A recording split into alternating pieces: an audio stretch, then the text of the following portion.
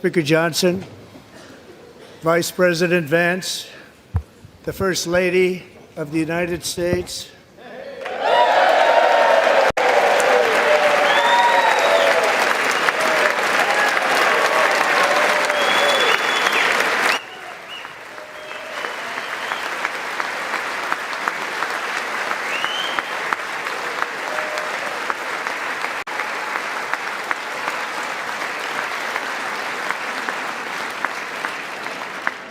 members of the United States Congress, thank you very much, and to my fellow citizens, America is back.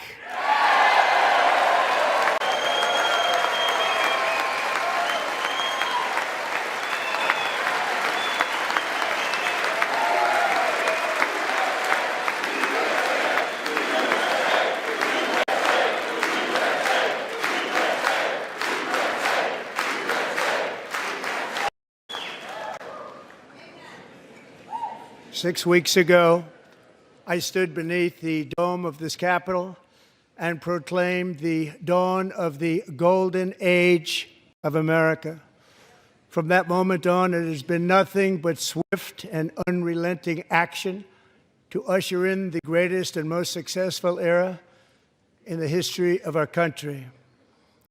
We have accomplished more in 43 days than most administrations accomplished in 4 years or 8 years, and we are just getting started.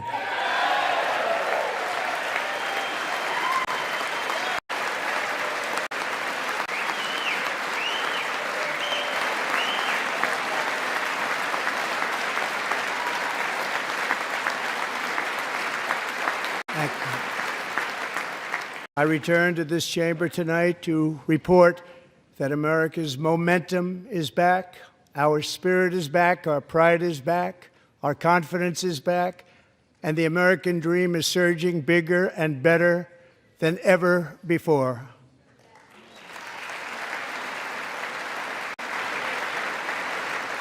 The American dream is unstoppable, and our country is on the verge of a comeback, the likes of which the world has never witnessed and perhaps will never witness again.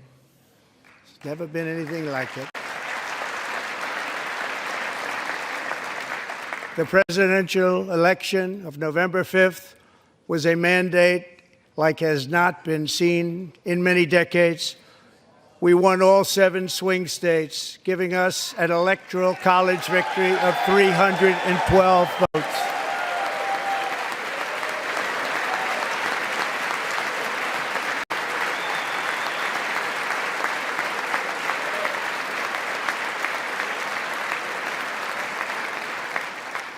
We won the popular vote by big numbers and won counties in our country.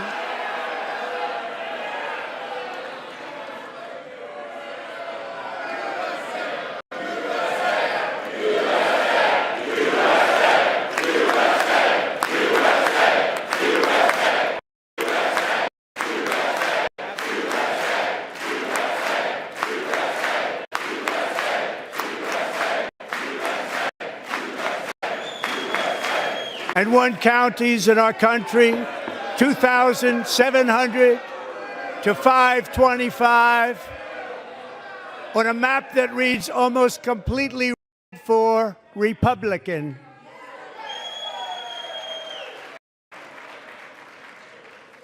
Now, for the first time in modern history, more Americans believe that our country is headed in the right direction than the wrong direction. In fact, it's an astonishing record, 27-point swing, the most ever.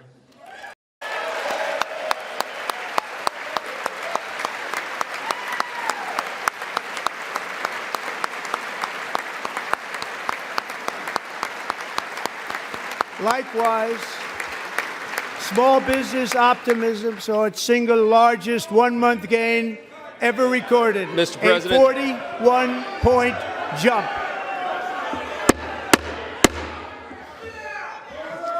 Members are directed to uphold and maintain decorum in the House and to cease any further disruptions. That's your warning.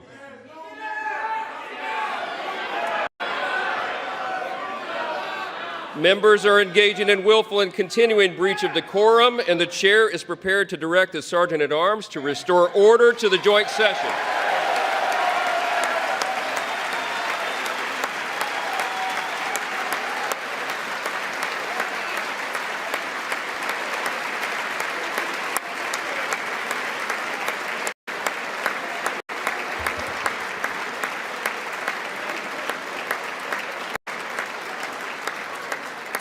Mr. Green, take your seat. Take your seat, sir. Take your seat. Finding that members continue to engage in willful and concerted disruption of proper decorum, the chair now directs the Sergeant-at-Arms to restore order.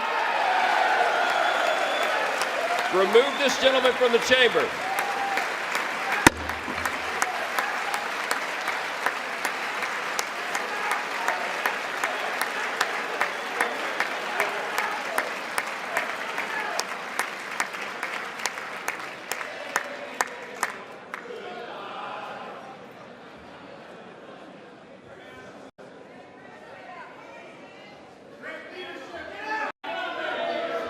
Go.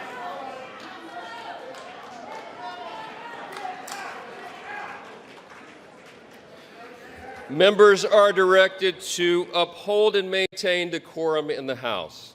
Mr. President, you continue. Thank you. Over the past 6 weeks, I have signed nearly 100 executive orders and taken more than 400 executive actions, a record to restore common sense, safety, optimism, and wealth all across our wonderful land. The people elected me to do the job, and I'm doing it.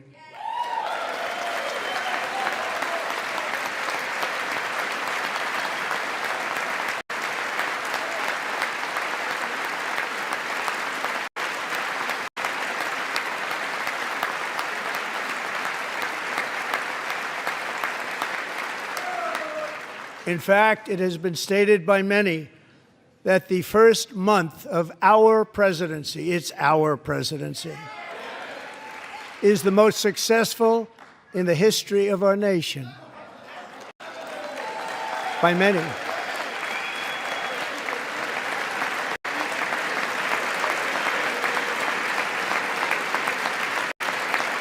And what makes it even more impressive is that, do you know who number 2 is?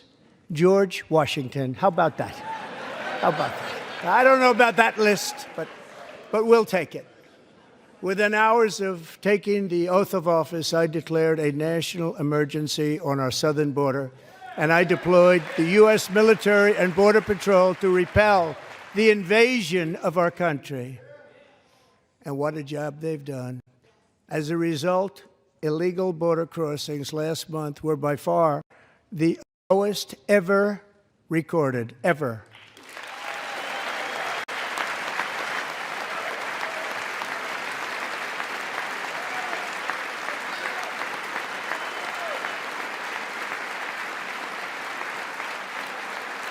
They heard my words and they chose not to come. Much easier that way. In comparison, under Joe Biden, the worst president in American history, there were hundreds of thousands of illegal crossings a month, and virtually all of them, including murderers, drug dealers, gang members, and people from mental institutions and insane asylums, were released into our country. Who would want to do that? This is my 5th such speech to Congress. And once again, I look at the Democrats in front of me, and I realize there is absolutely nothing I can say to make them happy or to make them stand or smile or applaud. Nothing I can do.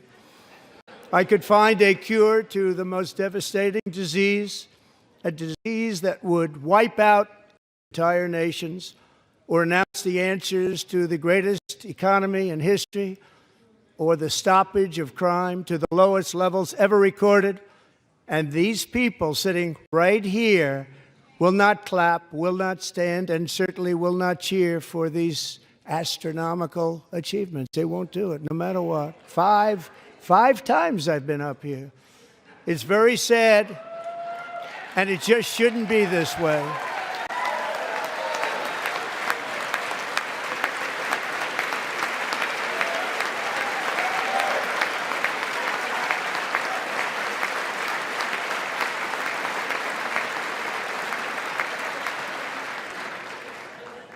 So Democrats sitting before me, for just this one night, why not join us in celebrating so many incredible wins for America? For the good of our nation, let's work together and let's truly make America great again.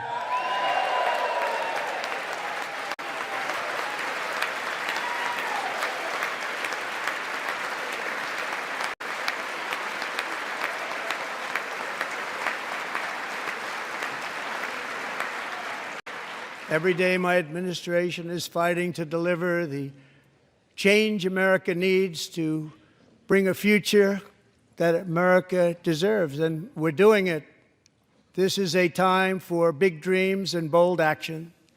Upon taking office, I imposed an immediate freeze on all federal hiring, a freeze on all new federal regulations, and a freeze on all foreign aid.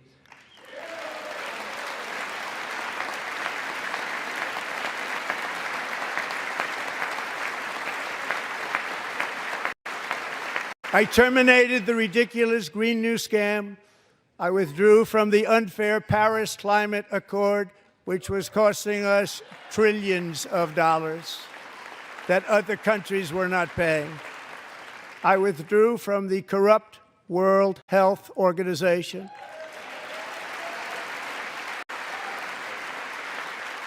And I also withdrew from the anti-American UN Human Rights Council.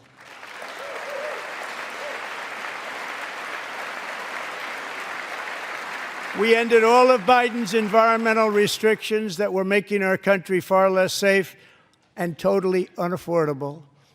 And importantly, we ended the last administration's insane electric vehicle mandate, saving our auto workers and companies from economic destruction.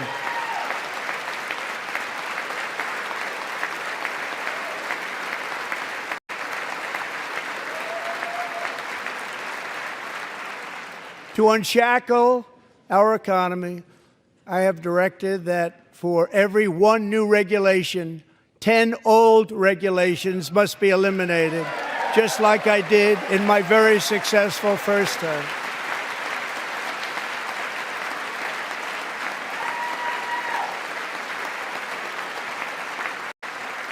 And in that first term, we set records on ending unnecessary rules and regulations like no other president had done before. We ordered all federal workers to return to the office. They will either show up for work in person or be removed from their job.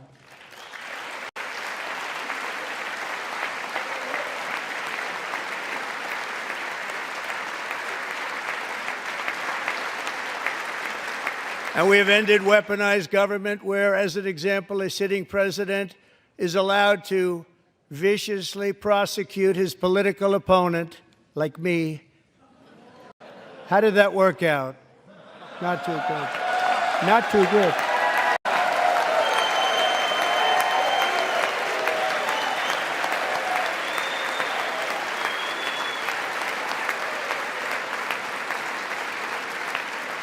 And I have stopped all government censorship and brought back free speech in America. It's back.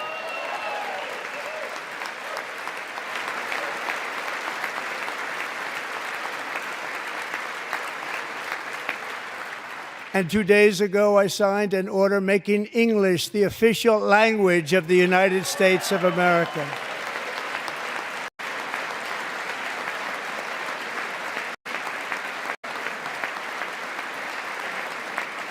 I renamed the Gulf of Mexico the Gulf of America.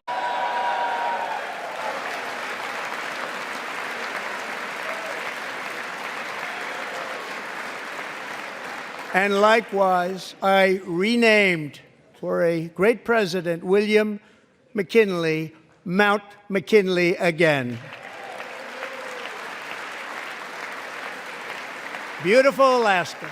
We love Alaska. We've ended the tyranny of so-called diversity, equity, and inclusion policies all across the entire federal government and indeed the private sector and our military. and our country will be woke no longer.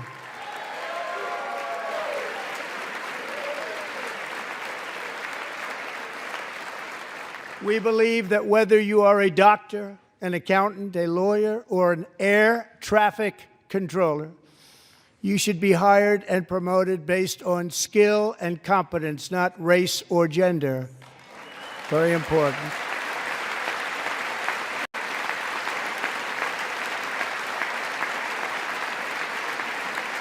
You should be hired based on merit. And the Supreme Court, in a brave and very powerful decision, has allowed us to do so. Thank you. Thank you very much. Thank you. We have removed the poison of critical race theory from our public schools, and I signed an order making it the official policy of the United States government that there are only two genders, male and female.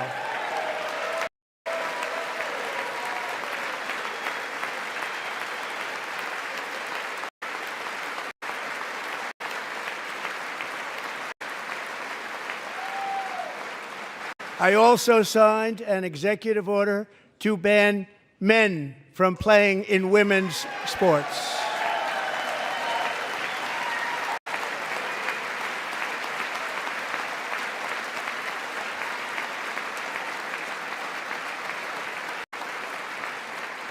Three years ago, Peyton McNabb was an all-star high school athlete, one of the best, preparing for a future in college sports.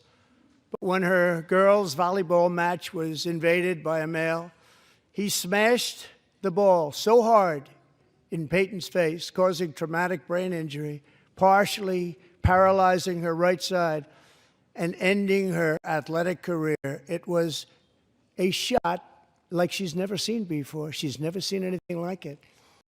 Peyton is here tonight in the gallery, and Peyton, from now on, schools will kick the men off the girls' team, or they will lose all federal funding.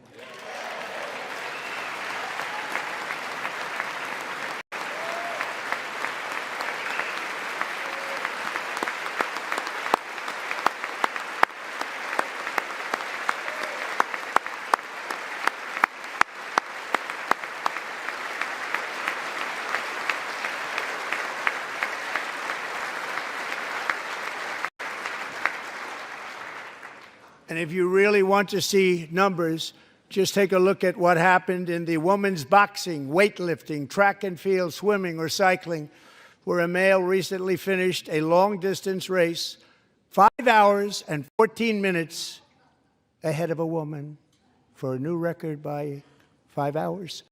Broke the record by 5 hours.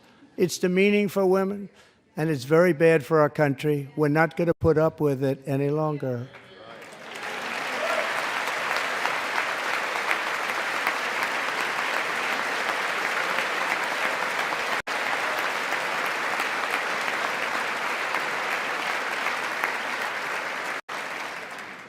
What I have just described is only a small fraction of the common sense revolution that is now, because of us, sweeping the entire world.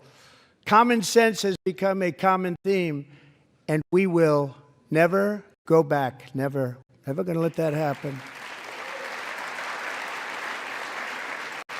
Among my very highest priorities is to rescue our economy and get dramatic and immediate relief to working families. As you know, we inherited from the last administration an economic catastrophe and an inflation nightmare. Their policies drove up energy prices, pushed up grocery costs, and drove the necessities of life out of reach for millions and millions of Americans. They've never had anything like it. We suffered the worst inflation in 48 years, but perhaps even in the history of our country. They're not sure. As president, I'm fighting every day to reverse this damage and make America affordable again.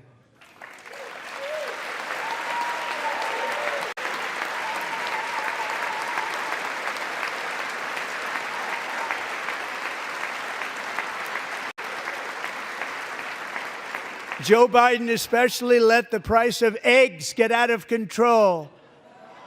The egg price is out of control, and we're working hard to get it back down. Secretary, do a good job on that. You inherited a total mess from the previous administration. Do a good job.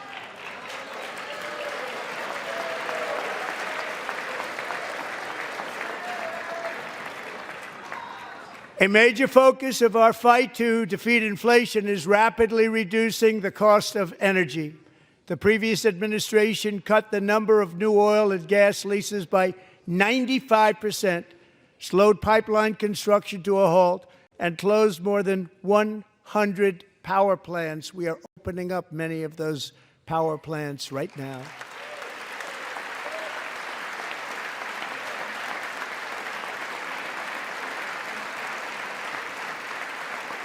And frankly, we have never seen anything like it. That's why on my first day in office, I declared a national energy emergency. As you've heard me say many times, we have more liquid gold under our feet than any nation on earth, and by far. And now I fully authorize the most talented team ever assembled to go and get it. It's called Drill, Baby, Drill.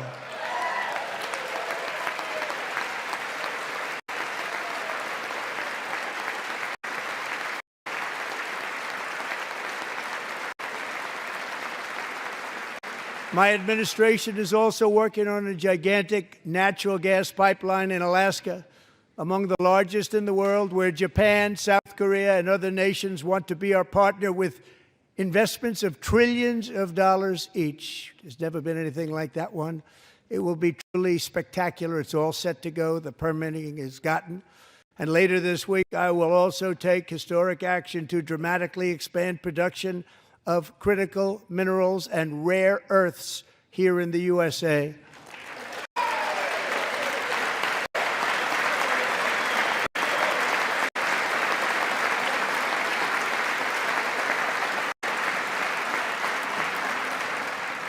To further combat inflation, we will not only be reducing the cost of energy, but will be ending the flagrant waste of taxpayer dollars.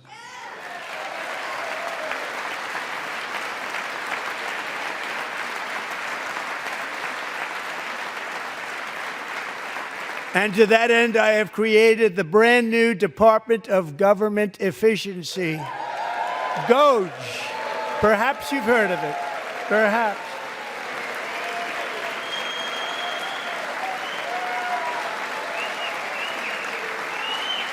Which is headed by Elon Musk, who is in the gallery tonight.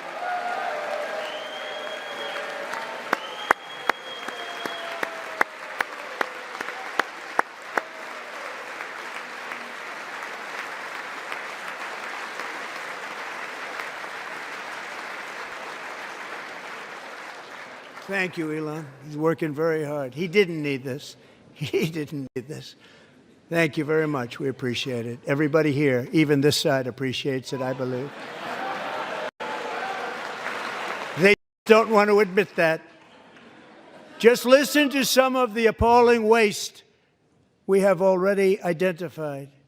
$22 billion from HHS to provide free housing and cars for illegal aliens.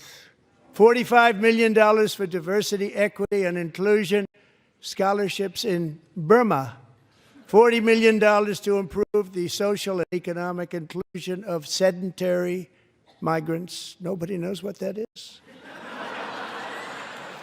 $8 million to promote LGBTQI+ in the African nation of Lesotho, which nobody has ever heard of. $60 million for indigenous peoples and Afro-Colombian empowerment in Central America. $60 million. $8 million for making mice transgender. This is real. $32 million for a left-wing propaganda operation in Moldova. $10 million for male circumcision in Mozambique. $20 million for the Arab Sesame Street in the Middle East. It's a program, $20 million for a program. $1.9 billion to recently created Decarbonization of Homes Committee, headed up, and we know she's involved. Just at the last moment, the money was passed over by a woman named Stacey Abrams. Have you ever heard of her? A $3.5 million consulting contract for lavish fish monitoring. $1.5 million for voter confidence in Liberia. $14 million for social cohesion in Mali. $59 million for illegal alien hotel rooms in New York City. He's a real estate developer. He's done very well. $250,000 to increase vegan local climate action innovation in Zambia. $42 million for social and behavior change in Uganda. $14 million for improving public procurement in Serbia. $47 million for improving learning outcomes in Asia. Asia's doing very well with learning. I don't know what we're doing. We should use it ourselves. And $101 million for DEI contracts at the Department of Education. Most ever paid, nothing even like it. Under the Trump administration, all of these scams, and they're far worse, but I didn't think it was appropriate to talk about them. They're so bad. Many more have been found out and exposed and swiftly terminated by a group of very intelligent, mostly young people, headed up by Elon, and we appreciate it. We found hundreds of billions of dollars of fraud.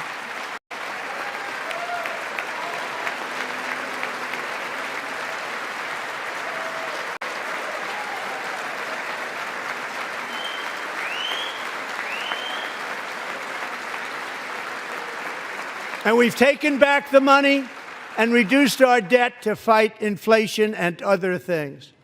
Taken back a lot of that money. We got it just in time. This is just the beginning.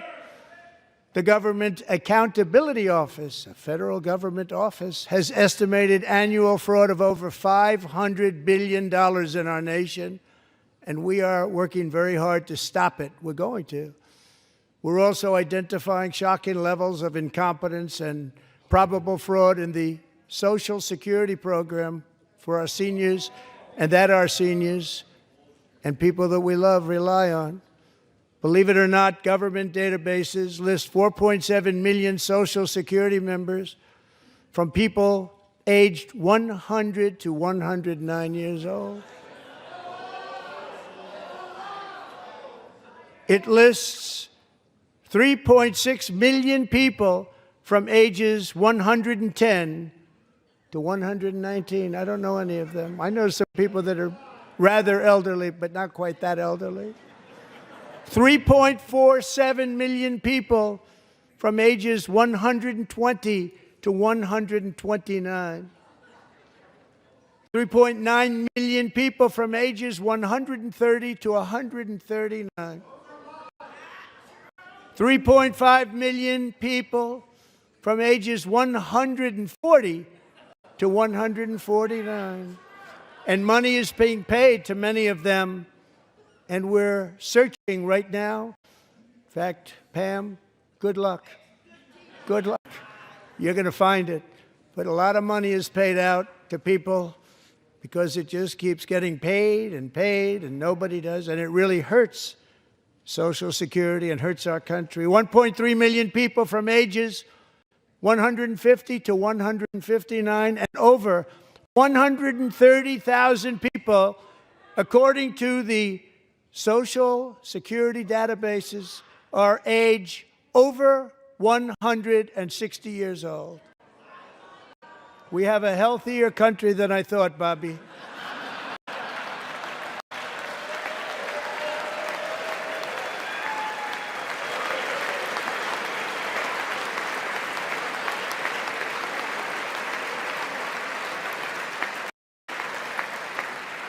Including, to finish, 1,039 people between the ages of 220 and 229 One person between the age of 240 and 249, and one person is listed at 360 years of age. More than 100 years. More than 100 years older than our country.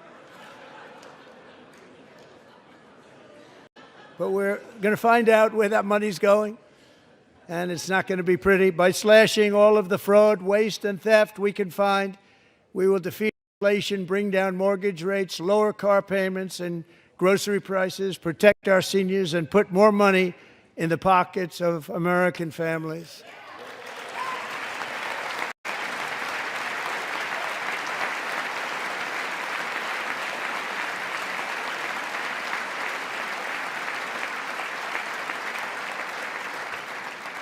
And today, interest rates took a beautiful drop, big, beautiful drop. It's about time.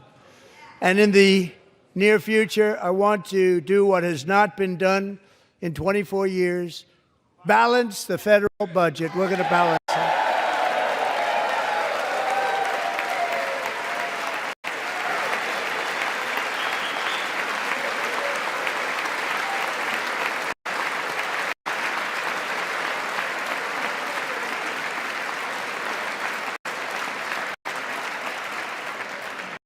With that goal in mind, we have developed in great detail what we are calling the Gold Card, which goes on sale very, very soon.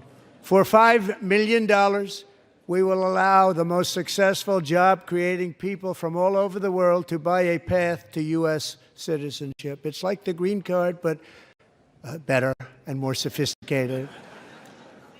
And these people will have to pay tax in our country. They won't have to pay tax from where they came. The money that they've made, you wouldn't want to do that, but they have to pay tax, create jobs. They'll also be taking people out of colleges and paying for them so that we can keep them in our country instead of having them being forced out. Number one, at the top school, as an example, being forced out and not being allowed to stay and create tremendous numbers of jobs and great success for a company out there. So while we take out the criminals, killers, traffickers, and child predators who are allowed to enter our country under the open border policy of these people, the Democrats, the Biden administration, the open border insane policies that you've allowed to destroy our country. We will now bring in brilliant, hardworking, job-creating people. They're going to pay a lot of money, and we're going to reduce our debt with that money.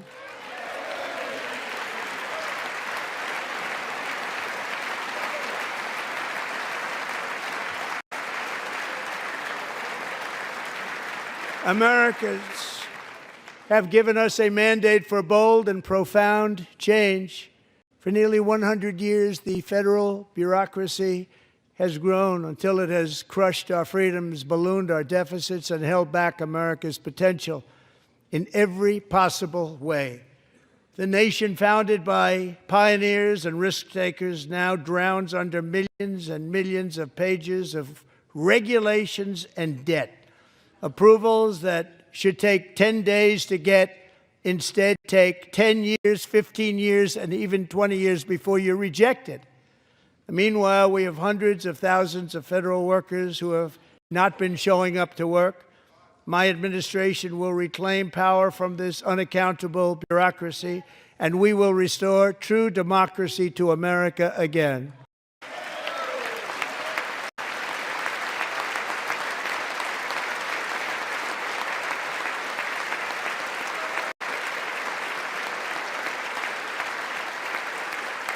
And any federal bureaucrat who resists this change will be removed from office immediately. Because we are draining the swamp. It's very simple. And the days of rule by unelected bureaucrats are over.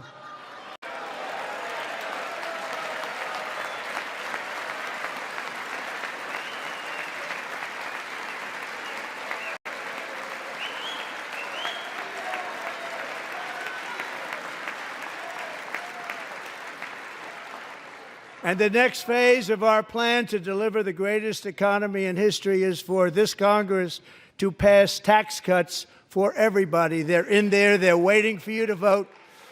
And I'm sure that the people on my right, I don't mean the Republican right, but my right here, I'm sure you're going to vote for those tax cuts, because otherwise I don't believe the people will ever vote you into office. So I'm doing you a big favor by telling you that. But I know this group is going to be voting for the tax.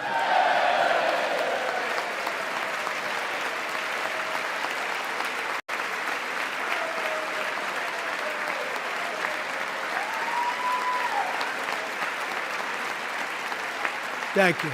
It's a very, very big part of our plan. We had tremendous success in our first term with it. A very big part of our plan. We're seeking permanent income tax cuts all across the board.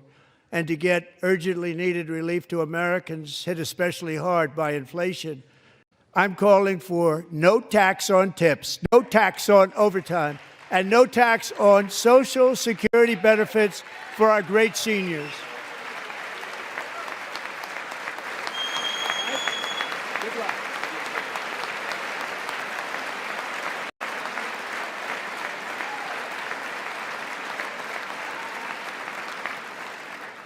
And I also want to make interest payments on car loans tax deductible, but only if the car is made in America.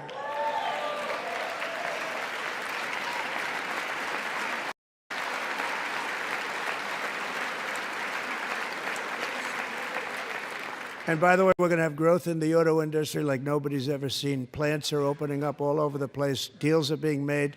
Never seen. That's a combination of the election win and tariffs. It's a beautiful word, isn't it? That, along with our other policies, will allow our auto industry to absolutely boom. It's going to boom.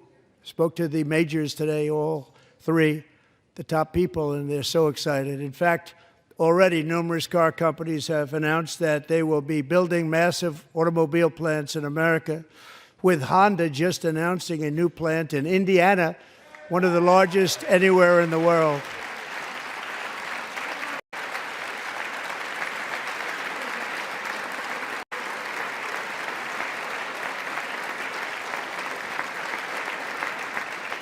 And this has taken place since our great victory on November 5th, a date which will hopefully go down as one of the most important in the history of our country.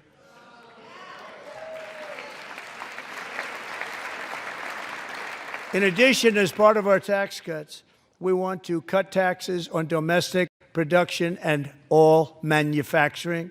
And just as we did before, we will provide 100% expensing. It will be retroactive to January 20th, 2025. And it was one of the main reasons why our tax cuts were successful in our first term, giving us the most successful economy in the history of our country, first term. We had a great first term.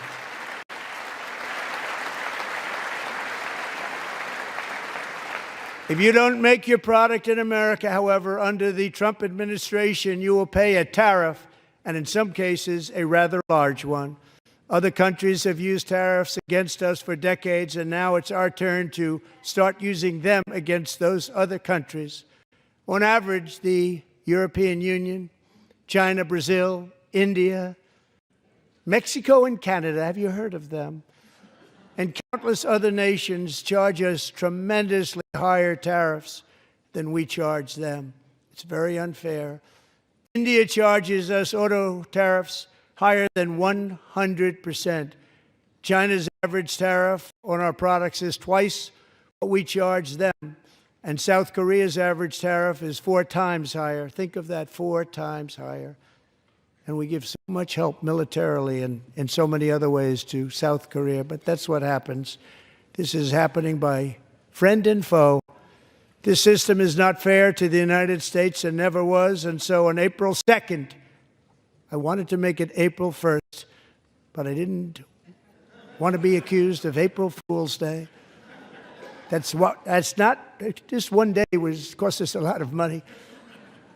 But we're going to do it in April. I'm a very superstitious person. April 2nd, reciprocal tariffs kick in. And whatever they tariff us, other countries, we will tariff them. That's reciprocal, back and forth. Whatever they tax us, we will tax them. If they do non-monetary tariffs to keep us out of their market, then we will do non-monetary barriers to keep them out of our market. There's a lot of that, too. They don't even allow us in their market. We will take in trillions and trillions of dollars and create jobs like we have never seen before. I did it with China, and I did it with others, and the Biden administration couldn't do anything about it because there was so much money they couldn't do anything about it. We have been ripped off for decades by nearly every country on earth, and we will not let that happen any longer.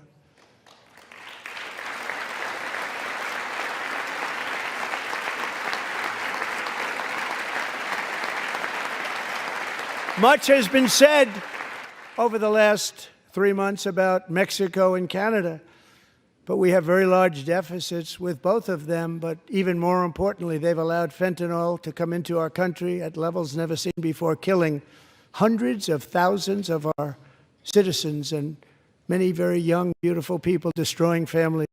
Nobody's ever seen anything like it. They are, in effect, receiving subsidies of hundreds of billions of dollars. We pay subsidies to Canada and to Mexico of hundreds of billions of dollars, and the United States will not be doing that any longer. We're not going to do it any longer. Thanks to our America First policies we're putting into place, we have had $1.7 trillion of new investment in America in just the past few weeks. The combination of the election and our economic policies that people of SoftBank, one of the most brilliant anywhere in the world, announced a $200 billion investment. OpenAI and Oracle, Larry Ellison, announced $500 billion investment, which they wouldn't have done if Kamala had won. Apple announced $500 billion investment. Tim Cook called me. He said, I cannot spend it fast enough. It's going to be much higher than that, I believe. They'll be building their plants here instead of in China. And just yesterday, Taiwan Semiconductor, the biggest in the world, most powerful in the world, has a tremendous amount, 97% of the market, announced a $165 billion investment to build the most powerful chips on earth right here in the USA.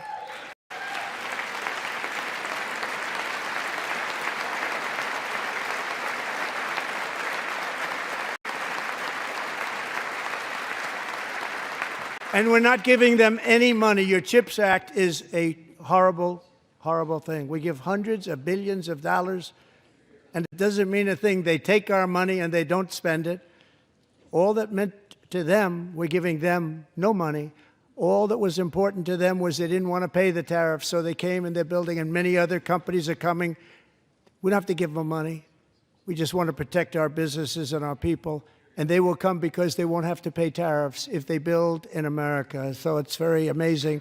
You should get rid of the CHIP Act, and whatever's left over, Mr. Speaker, you should use it to reduce debt or any other reason you want to.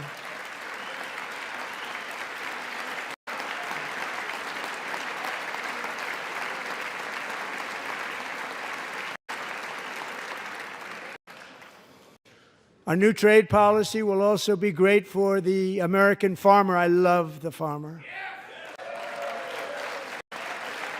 Now be selling into our home market, the USA, because nobody is going to be able to compete with you. Because those goods that come in from other countries and companies, they're really in a bad position in so many different ways. They're uninspected. They may be very dirty and disgusting, and they come in and they pour in, and they hurt our American farmers. The tariffs will go on agricultural product coming into America, and our farmers, starting on April 2nd, it may be a little bit of an adjustment period. We had that before when I made the deal with China, $50 billion of purchases, and I said, just bear with me, and they did. They did. Probably have to bear with me again, and this will be even better. That was great The problem with it was that Biden didn't enforce it. He didn't enforce it. $50 billion of purchases, and we were doing great, but Biden did not enforce it, and it hurt our farmers. But our farmers are going to have a field day right now. So to our farmers, have a lot of fun. I love you too. I love you too. It's all going to happen.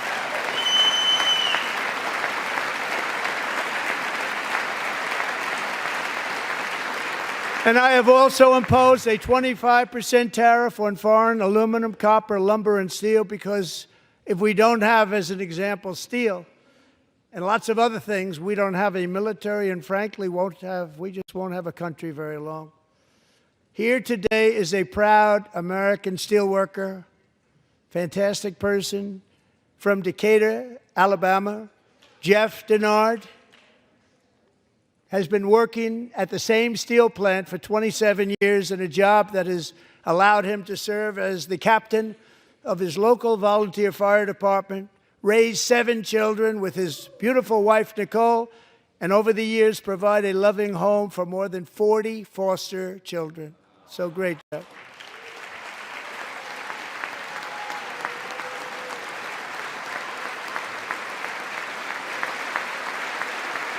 Thank you, Jeff. Thank you, Jeff.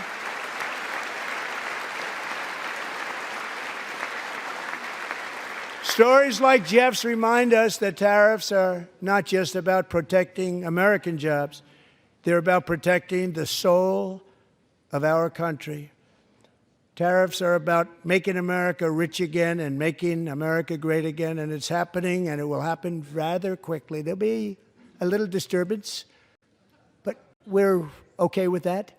It won't be much. No, you're not. Oh. And look where Biden took us, very low, the lowest we've ever been. Jeff, I want to thank you very much.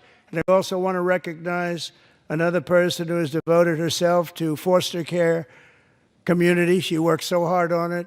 A very loving person, our magnificent First Lady of the United States.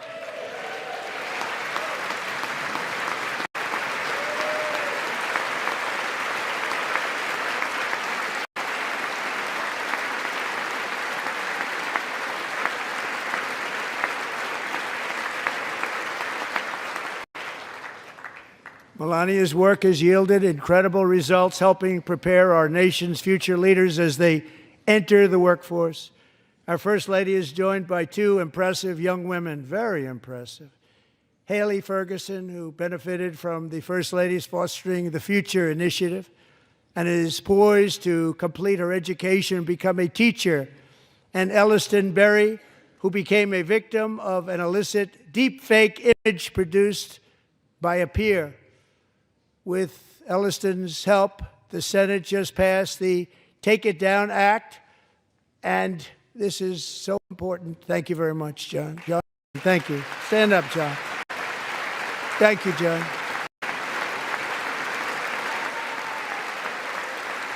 Thank you all very much.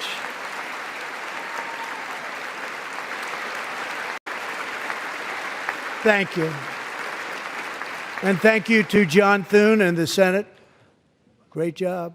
To criminalize the publication of such images online is a terrible, terrible thing. And once it passes the House, I look forward to signing that bill into law. Thank you. And I'm going to use that bill for myself, too, if you don't mind. Because nobody gets treated worse than I do online. Nobody. That's great. Thank you very much to the Senate. Thank you. But if we truly care about protecting American children, no step is more crucial than securing America's borders. Over the past 4 years, 21 million people poured into the United States. Many of them were murderers, human traffickers, gang members, and other criminals from the streets of dangerous cities all throughout the world. Because of Joe Biden's insane and very dangerous open border policies, they are now strongly embedded in our country, but we are getting them out and getting them out fast.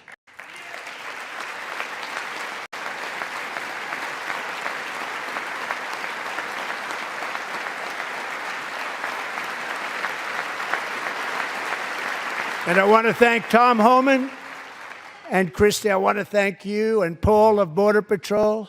I want to thank you. What a job they've all done. Everybody, Border Patrol, ICE, law enforcement in general is incredible. We have to take care of our law enforcement.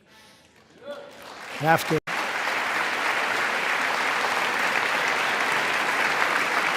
Last year,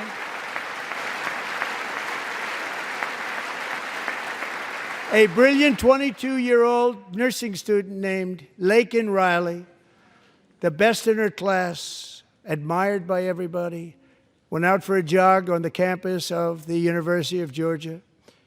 That morning, Laken was viciously attacked, assaulted, beaten, brutalized, and horrifically murdered.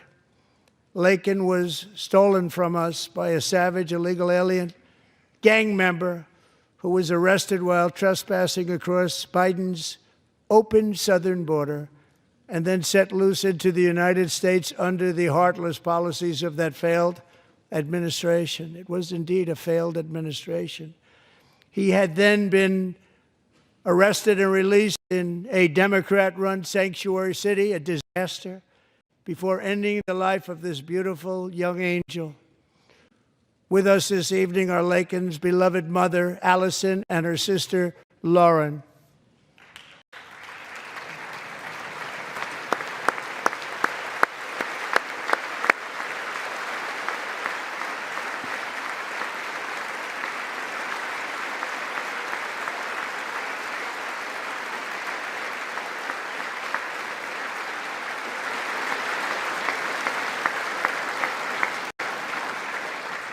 Last year, I told Laken's grieving parents that we would ensure their daughter would not have died in vain.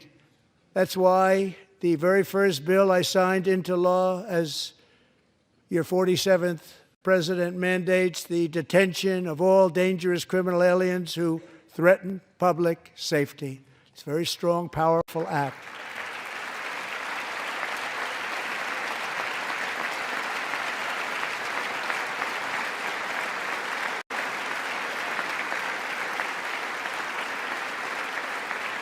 It's called the Laken-Riley Act. So Allison and Lauren, America will never, ever forget our beautiful Laken Hope Riley.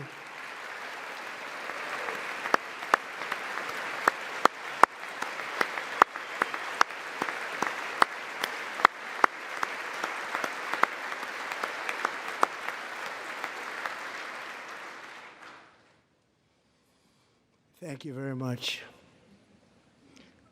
Since taking office, my administration has launched the most sweeping border and immigration crackdown in American history, and we quickly achieved the lowest numbers of illegal border crossers ever recorded. Thank you.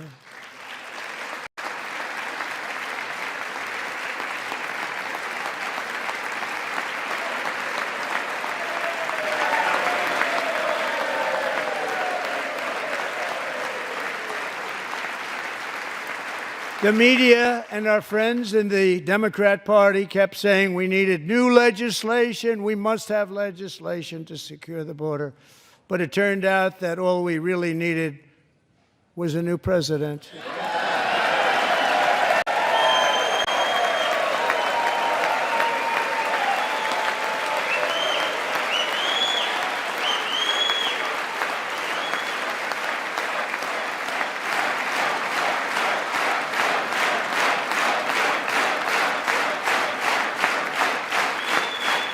Thank you. Joe Biden didn't just open our borders, he flew illegal aliens over them to overwhelm our schools, hospitals, and communities throughout the country. Entire towns like Aurora, Colorado, and Springfield, Ohio, buckled under the weight of the migrant occupation and corruption like nobody's ever seen before. Beautiful towns destroyed. Now, just as I promised in my inaugural address, we are achieving the great liberation of America.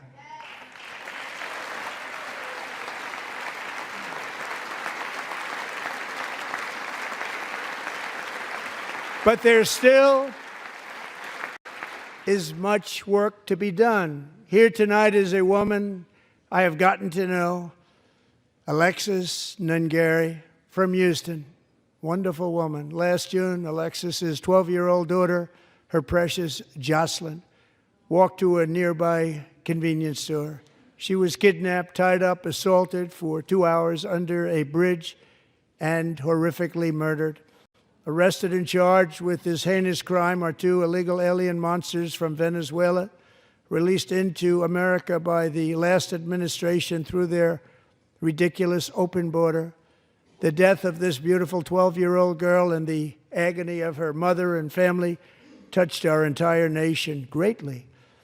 Alexis, I promised that we would always remember your daughter, your magnificent daughter, and earlier tonight I signed an order keeping my word to you. One thing I have learned about Jocelyn is that she loved animals so much. She loved nature.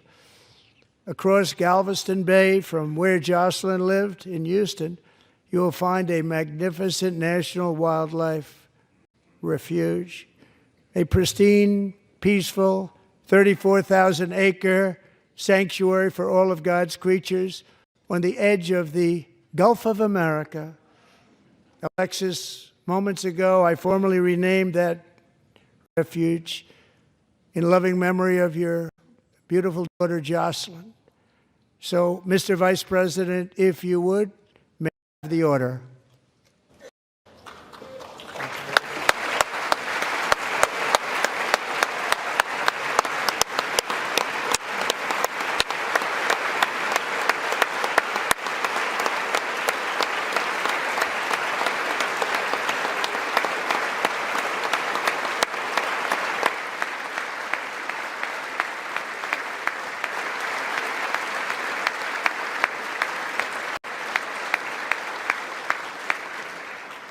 Thank you very much.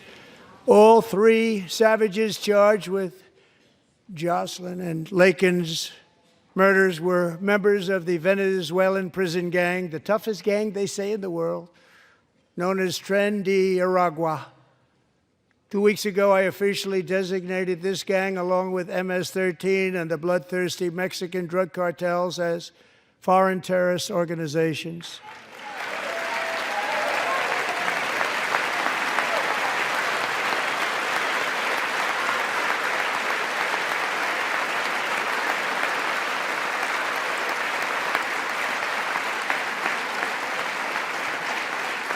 They are now officially in the same category as ISIS, and that's not good for them. Countless thousands of these terrorists were welcomed into the U.S. by the Biden administration.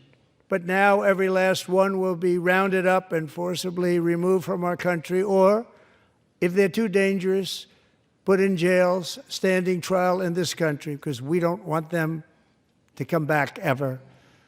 With us this evening is a warrior on the front lines of that battle, Border Patrol Agent Roberto Ortiz. Great guy.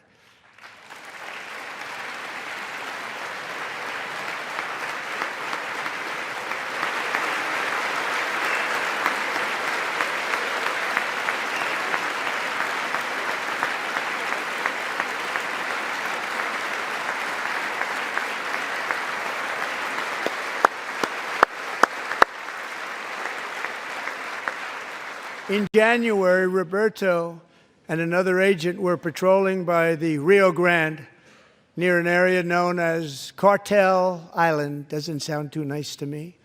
When heavily armed gunmen started shooting at them, Roberto saw that his partner was totally exposed, at great danger, and he leapt into action, returning fire and providing crucial seconds for his fellow agent to seek safety, just barely.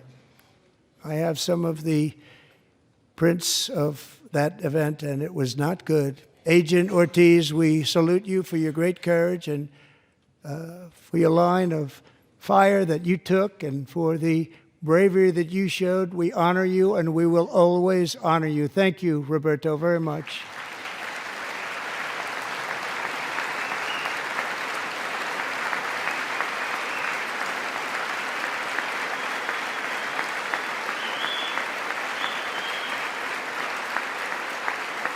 Thank you, Roberta. And I actually got to know him on my many calls to the border. He's a great, great gentleman. The territory to the immediate south of our border is now dominated entirely by criminal cartels that murder, rape, torture, and exercise total control. They have total control over a whole nation, posing a grave threat to our national security. The cartels are waging war in America, and it's time for America to wage war on the cartels, which we are doing.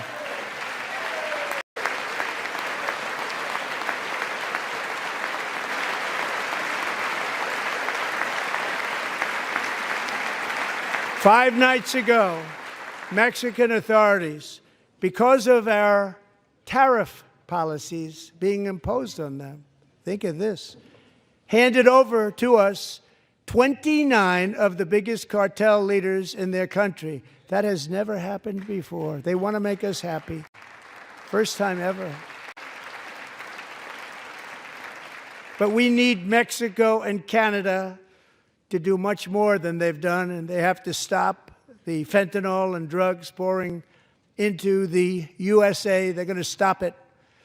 I have sent Congress a detailed funding request laying out exactly how we will eliminate these threats to protect our homeland and complete the largest deportation operation in American history, larger even than current record holder, President Dwight D. Eisenhower, a moderate man, but someone who very strongly in borders.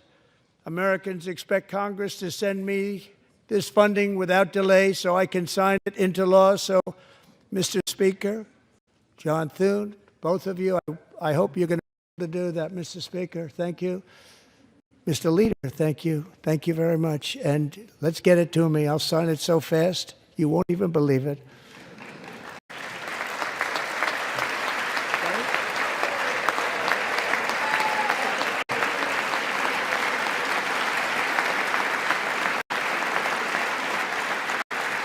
And as we reclaim our sovereignty, we must also bring back law and order to our cities and towns.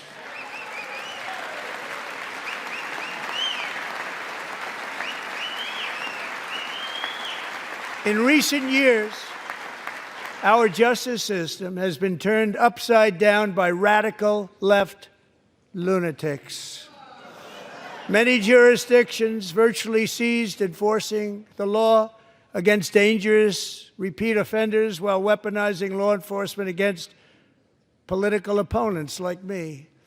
My administration has acted swiftly and decisively to restore fair, equal, and impartial justice under the constitutional rule of law, starting at the FBI and the DOJ. Pam, good luck.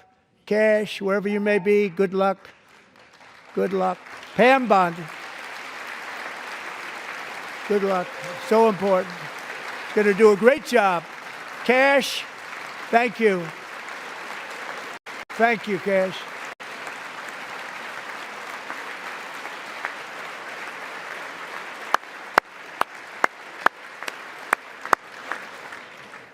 They've already started very strong. They're going to do a fantastic job. You're going to be very proud of them. We're also once again giving our police officers the support, protection, and respect they so dearly deserve. They have to get it. They have such a hard, dangerous job, but we're going to make it less dangerous. The problem is the bad guys don't respect the law, but they're starting to respect it, and they soon will respect it. This also includes our great fire departments throughout the country. Our firemen and women are unbelievable people, and we'll never forget them. And besides that, they voted for me in record numbers, so I have no choice.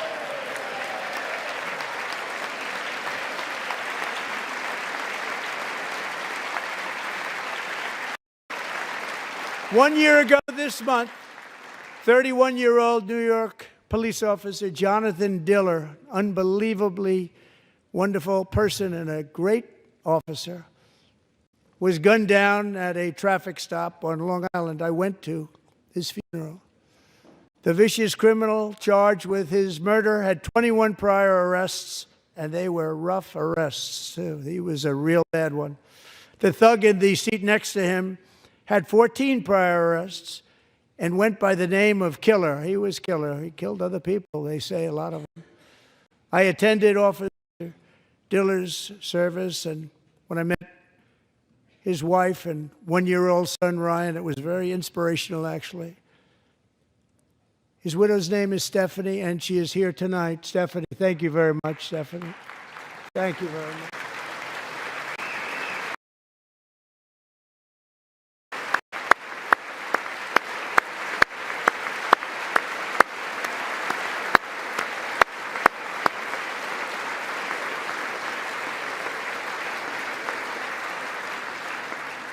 Stephanie, we're going to make sure that Ryan knows his dad was a true hero, New York's finest, and we're going to get these cold-blooded killers and repeat offenders off our streets, and we're going to do it fast. Got to stop it. They get out with 28 arrests. They push people into subway trains. They hit people over the head, back of the head with baseball bats. We got to get them out of here. I've already signed an executive order requiring a mandatory death penalty for anyone who murders a police officer, and tonight I'm asking Congress to pass that policy into permanent law.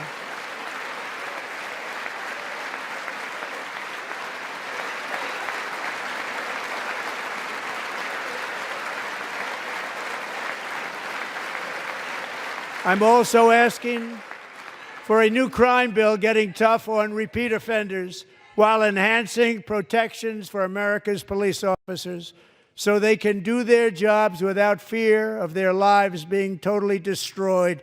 They don't want to be killed. We're not going to let them be killed. Joining us in the gallery tonight is a young man who truly loves our police.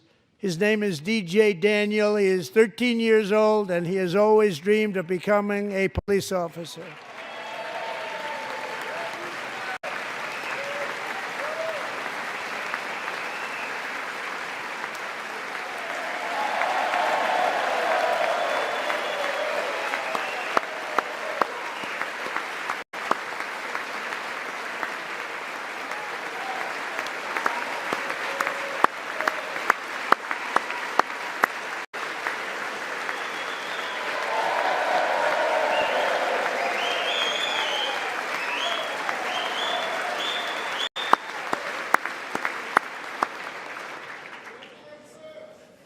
But in 2018, DJ was diagnosed with brain cancer. The doctors gave him 5 months at most to live. That was more than 6 years ago.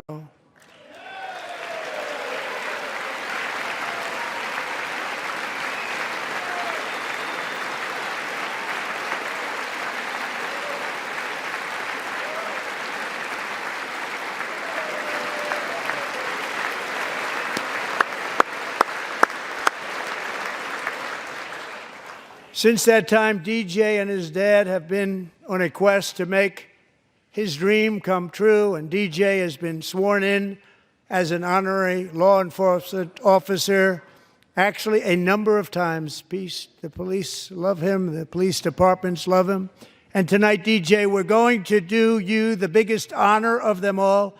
I am asking our new Secret Service Director, Sean Curran, to officially make you an agent of the United States Secret Service.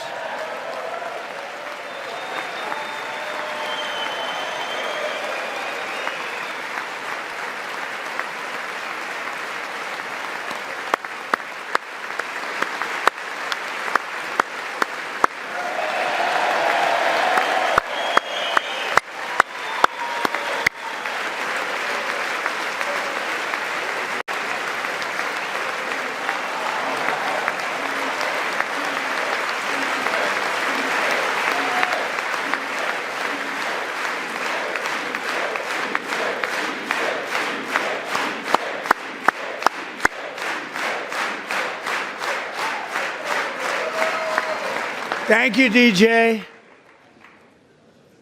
DJ's doctors believe his cancer likely came from a chemical he was exposed to when he was younger. Since 1975, rates of child cancer have increased by more than 40%. Reversing this trend is one of the top priorities for our new presidential commission to make America healthy again, chaired by our new Secretary of Health and Human Services, Robert F. Kennedy, Jr.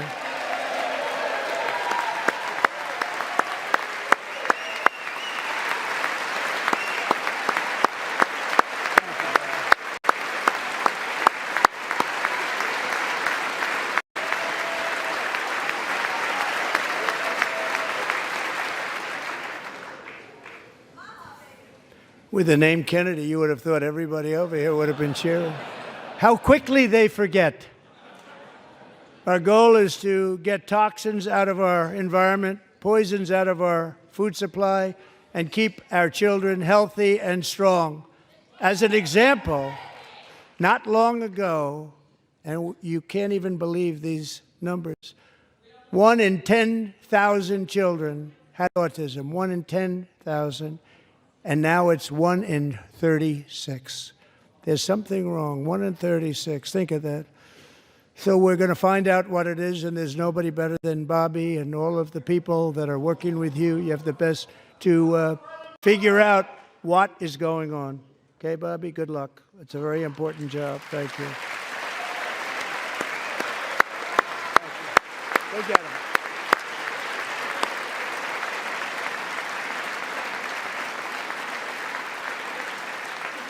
Thank you. My administration is also working to protect our children from toxic ideologies in our schools. A few years ago, January Littlejohn and her husband discovered that their daughter's school had secretly socially transitioned their 13-year-old little girl. Teachers and administrators conspired to deceive January and her husband while encouraging her daughter to use a new name and pronouns. Them pronoun, actually, all without telling January, who is here tonight and is now a courageous advocate against this form of child abuse. January, thank you. Thank you. Thank you very much.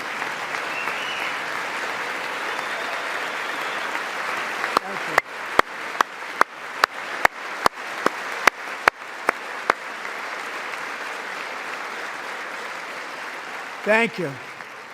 Stories like this are why, shortly after taking office, I signed an executive order banning public schools from indoctrinating our children with transgender ideology.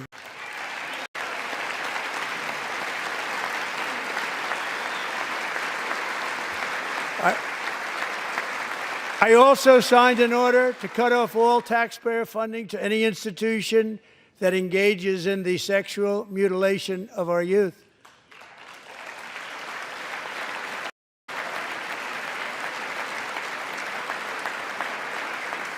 And now I want Congress to pass a bill permanently banning and criminalizing sex changes on children and forever ending the lie that any child is trapped in the wrong body. This is a big lie.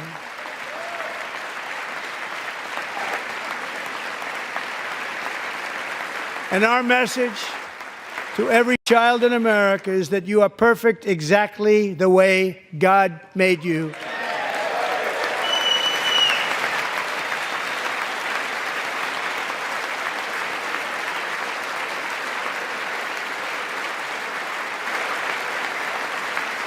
Because we're getting wokeness out of our schools and out of our military, and it's already out, and it's out of our society. We don't want it. Wokeness is trouble. Wokeness is bad. It's gone. It's gone. And we feel so much better for it, don't we? Don't we feel better? Our service members won't be activists and ideologues. They will be fighters and warriors. They will fight for our country. And Pete, congratulations.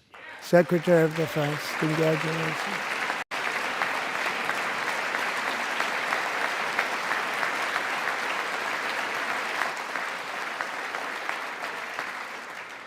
And he's not big into the woke movement, I can tell you. I know him well.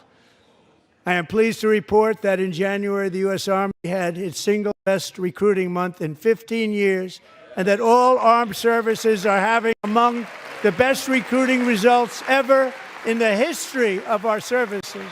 What a difference.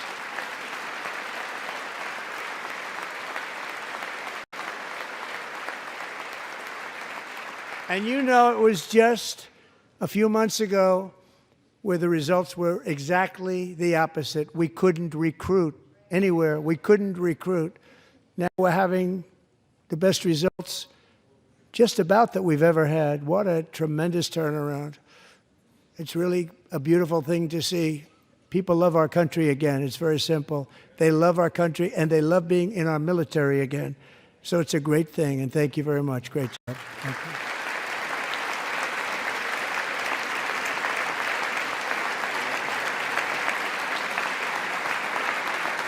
We're joined tonight by a young man, Jason Hartley, who knows the weight of that call of duty.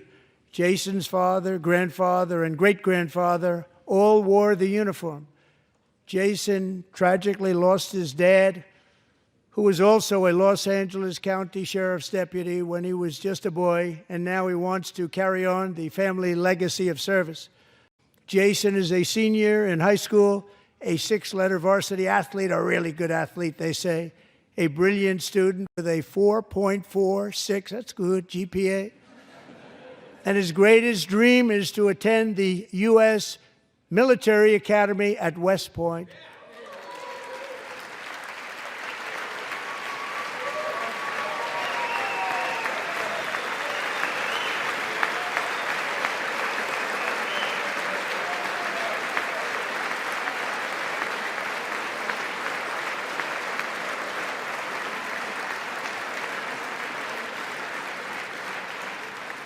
And Jason, that's a very big deal getting in. That's a hard one to get into. But I'm pleased to inform you that your application has been accepted. You will soon be joining the Corps of Cadets.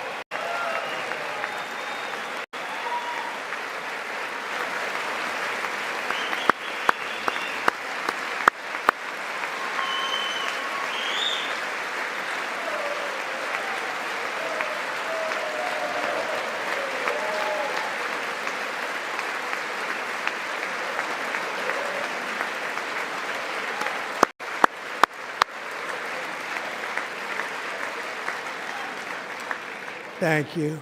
Jason, you're going to be on the long gray line, Jason. As Commander-in-Chief, my focus is on building the most powerful military of the future. As a first step, I'm asking Congress to fund a state-of-the-art Golden Dome missile defense shield to protect our homeland, all made in the USA.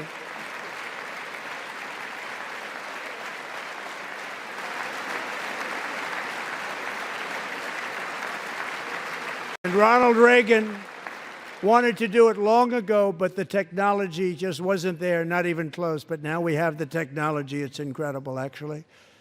And other places, they have it. Israel has it. Other places have it.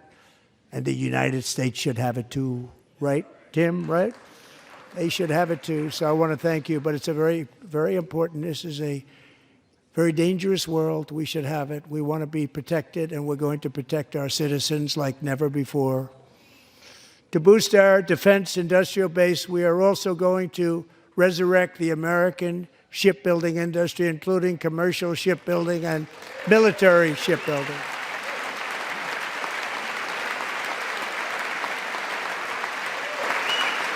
And for that purpose, I am announcing tonight that we will create a new Office of Shipbuilding in the White House and offer special tax incentives to bring this industry home to America where it belongs. We used to make so many ships.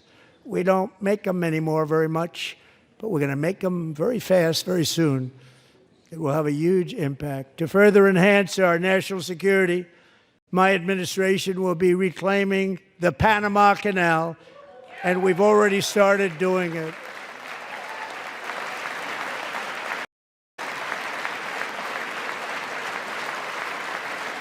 Just today, a large American company announced they are buying both ports around the Panama Canal and lots of other things having to do with the Panama Canal and a couple of other canals.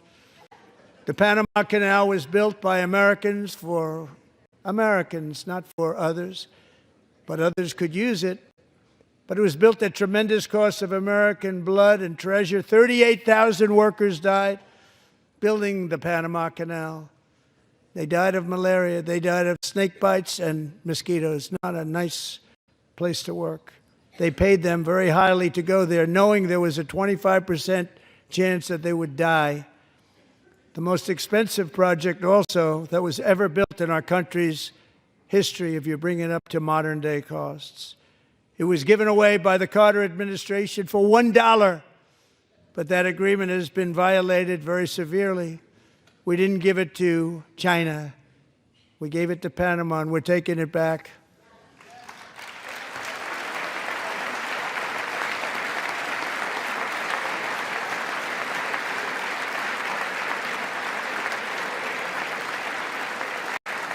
And we have Marco Rubio in charge. Good luck, Marco.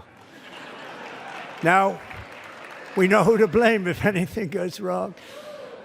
Marco's been amazing, and he's going to do a great job. Think of it. He got 100 votes. You know, he was approved with actually 99, but the 100th was this gentleman, and I feel very certain. So let's assume he got 100 votes. And I'm either very, very happy about that or I'm very concerned about it. But he's already proven. I mean, he's a great gentleman. He's respected by everybody, and we appreciate you voting for Marco. He's going to do a fantastic job. Thank you. Thank you. He's doing a great job. Great job. And I also have a message tonight for the incredible people of Greenland. We strongly support your right to determine your own future. And if you choose, we welcome you into the United States of America. We need Greenland for national security and even international security, and we're working with everybody involved to try and get it. But we need it really for international world security, and I think we're going to get it. One way or the other, we're going to get it. We will keep you safe. We will make you rich, and together we will take Greenland to heights like you have never thought possible before. It's a very small population, but very, very large piece of land and very, very important for military security. America is once again standing strong against the forces of radical Islamic terrorism. 3.5 years ago, ISIS terrorists killed 13 American service members and countless others in the Abbey Gate bombing during the disastrous and incompetent withdrawal from Afghanistan. Not that they were withdrawing, it was the way they withdrew. Perhaps the most embarrassing moment in the history of our country. Tonight, I am pleased to announce that we have just apprehended the top terrorist responsible for that atrocity, and he is right now on his way here to face the swift sword of American justice.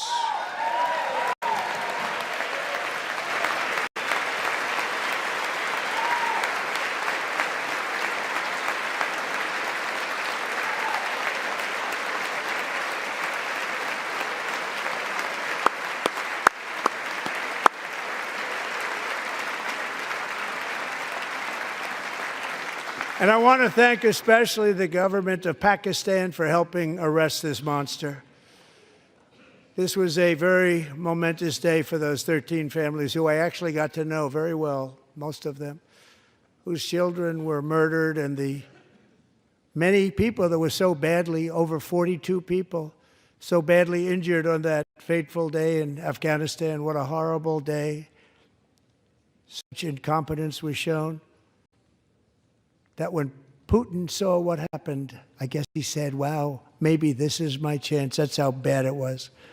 Should have never happened. Grossly incompetent people. I spoke to many of the parents and loved ones, and they're all in our hearts tonight. Just spoke to them on the phone. We had a big call.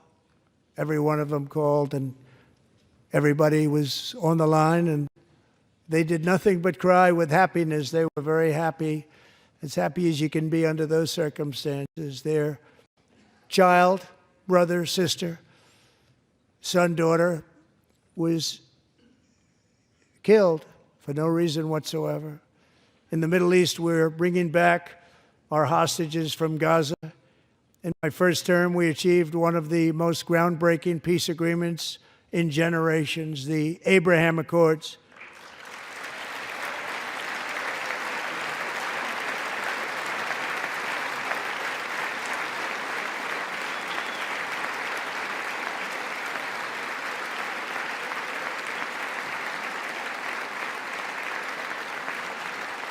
And now we're going to build on that foundation to create a more peaceful and prosperous future for the entire region. A lot of things are happening in the Middle East. People have been talking about that so much lately with everything going on with Ukraine and Russia.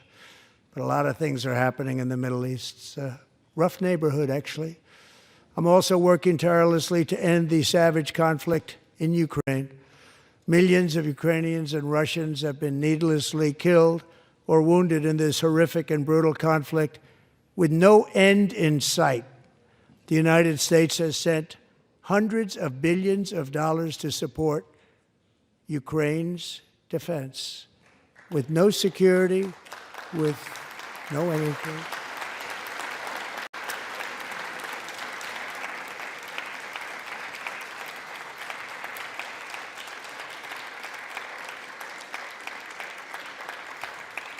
Do you want to keep it going for another 5 years? Yeah, you would say Pocahontas says yes.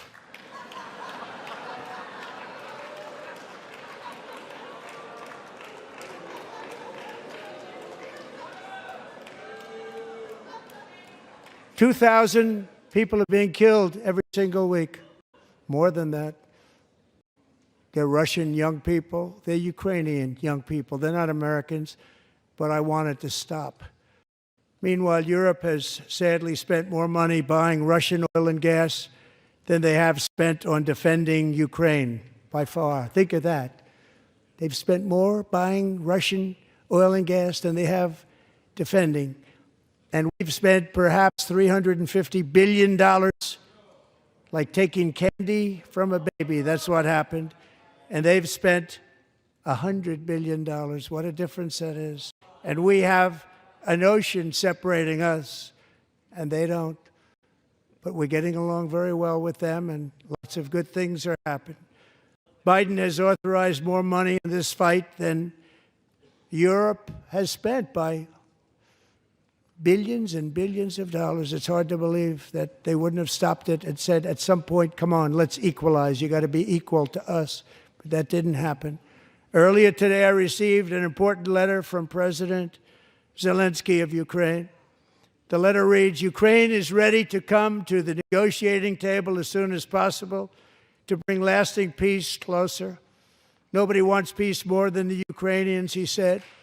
"My team and I stand ready to work under President Trump's strong leadership to get a peace that lasts.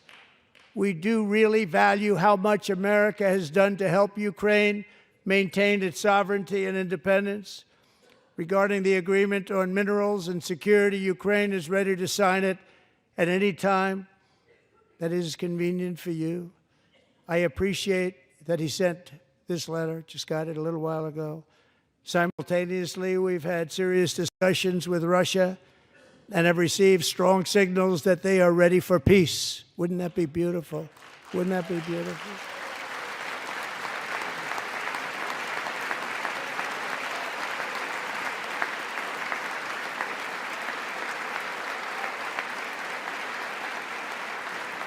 Wouldn't that be beautiful?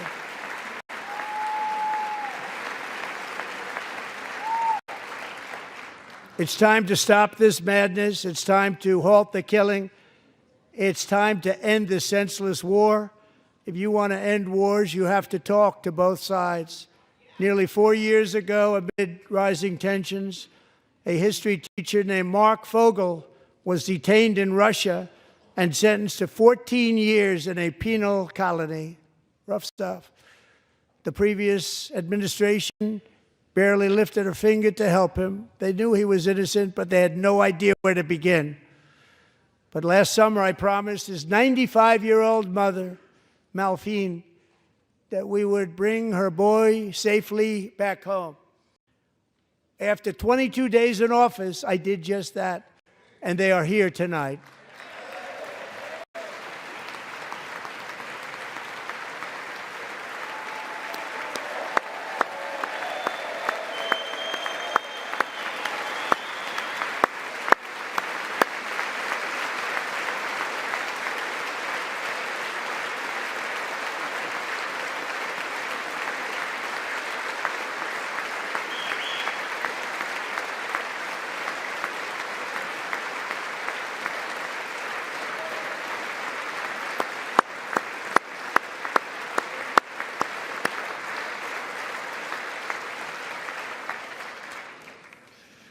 To Mark and his great mom, we are delighted to have you safe and sound and with us.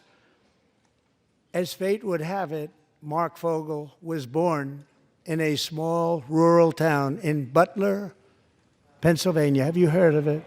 Where his mother has lived for the past 78 years. I just happened to go there last July 13th for a rally.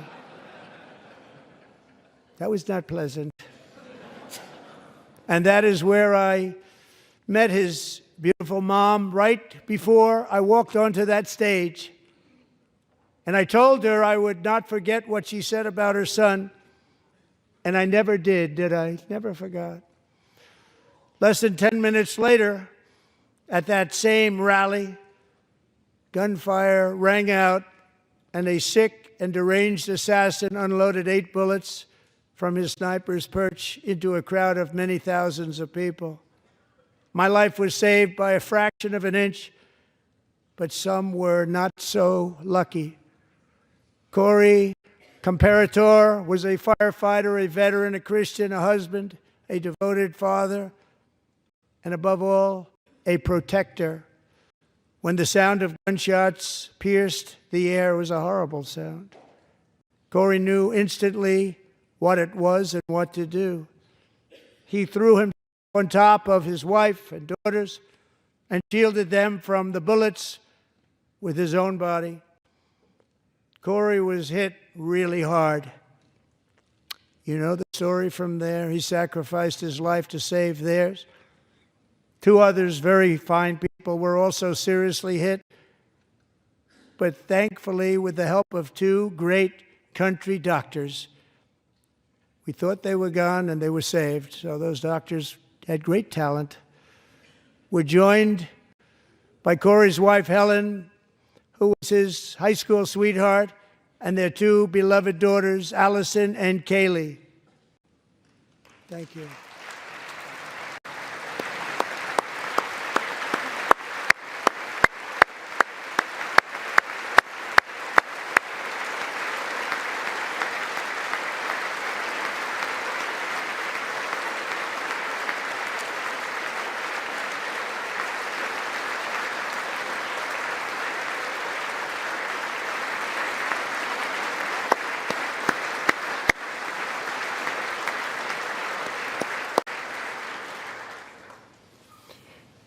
To Helen, Allison, and Kaylee, Corey is looking down on his 3 beautiful ladies right now, and he is cheering you on. He loves you. He is cheering you on. Corey was taken from us much too soon, but his destiny was to leave us all with a shining example of the selfless devotion of a true American patriot. It was love like Corey's that built our country, and it's love like Corey's that is going to make our country more majestic than ever before. I believe that my life was saved that day in Butler for a very good reason. I was saved by God to make America great again. I believe that. Thank you. Thank you.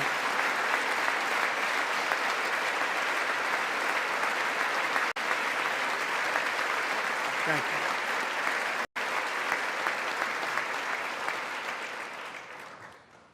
Thank you very much. From the patriots of Lexington and Concord to the heroes of Gettysburg, Normandy, from the warriors who crossed the Delaware to the trailblazers who climbed the Rockies, and from the legends who soared at Kitty Hawk to the astronauts who touched the moon, Americans have always been the people who defied all odds, transcended all dangers, made the most extraordinary sacrifices, and did whatever it took to defend our children, our country, and our freedom.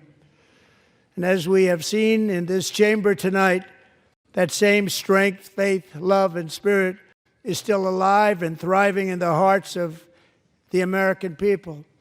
Despite the best efforts of those who would try to censor us, silence us, break us, destroy us, Americans are today a proud, free, sovereign, and independent nation that will always be free, and we will fight for it till death. We will never let anything happen to our beloved country, because we are a country of doers, dreamers, fighters, and survivors.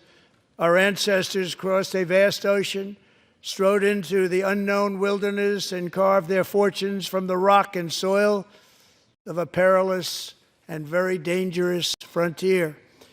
They chased our destiny across a boundless continent. They built the railroads, laid the highways, and graced the world with American marvels like the Empire State Building, the mighty Hoover Dam, and the towering Golden Gate Bridge. They lit the world with electricity, broke free of the force of gravity, fired up the engines of American industry, vanquished the communists, fascists, and Marxists all over the world, and gave us countless modern wonders sculptured out of iron, glass, and steel. We stand on the shoulders of these pioneers who won and built the modern age, these workers who poured their sweat into the skylines of our cities, these warriors who shed their blood on fields of battle and gave everything they had for our rights and for our freedom.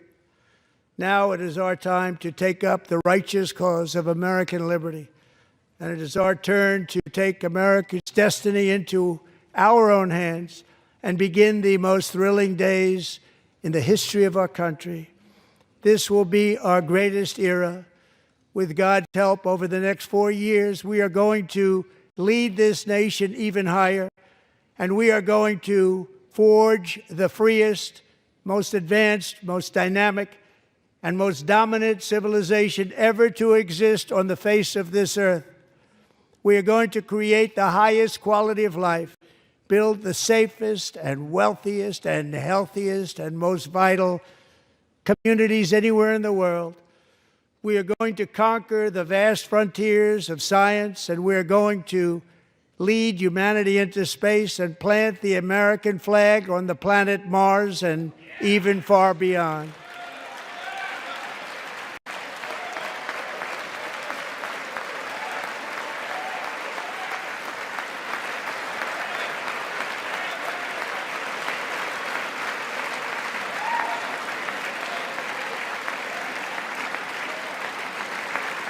And through it all, we are going to rediscover the unstoppable power of the American spirit. And we are going to renew unlimited promise of the American dream. Every single day, we will stand up and we will fight, fight, fight for the country our citizens believe in and for the country our people deserve.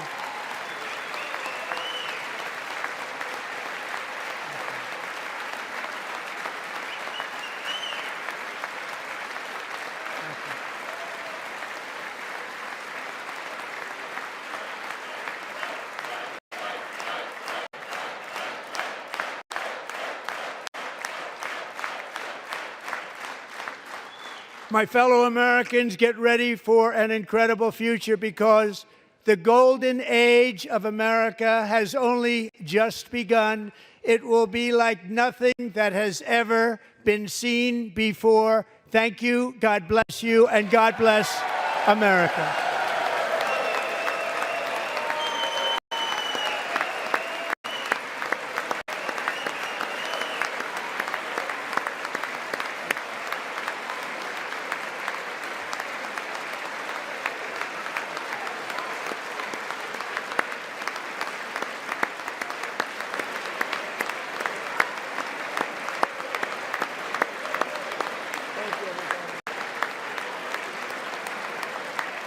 Thank you. Thank you very much. Thank you very much.